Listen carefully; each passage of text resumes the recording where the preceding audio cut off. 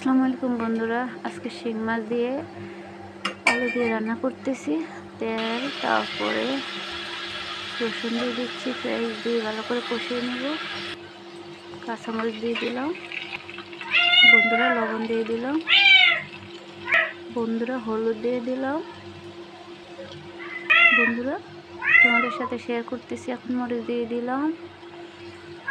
রান্নাটা ভালো লাগলে লাইক কমেন্ট শেয়ার করো বন্ধুরা। দেখো শিং মাছ দিয়ে দিলাম, শিং মাছ দিয়ে দিচ্ছি বন্ধুরা দেখো শিং মাছ দেওয়া শেষ হয়ে গেল। এখন আমি ভালো করে কষিয়ে নেব বন্ধুরা। পানি দিয়ে দিলাম বন্ধুরা, পানি দিয়ে ভালো করে কষিয়ে তারপরে আলু দিয়ে দেব।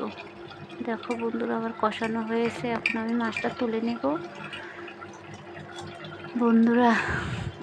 মাছটা তুলে নিচ্ছি বন্ধুরা, মাছটা তোলা হচ্ছে বন্ধুরা, হয়ে গেল। এখন আলু দিয়ে দিব বন্ধুরা।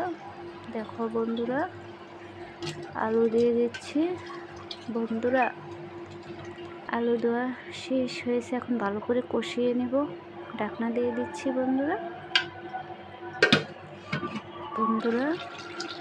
ভালো করে কষানো হলো, এখন মাছটা দিয়ে দিলাম। কষানো মাছ দিয়ে পানি দিয়ে দিলাম বন্ধুরা। দেখো আমি আজকে ঝোল রাখবো, কারণ ডাল রান্না করি নাই, আর আমি এমনিতে ঝোল বেশি খাই, ভাতের সাথে ঝোলটা একটু বেশি খাই বন্ধুরা। দেখো ধনিয়া পাতা দিয়ে দিলাম। ভালো করে চুলার পরে থাকলে এমনি ঝোল কমে যাবে। আমার রান্না শেষ, ভালো থেকো।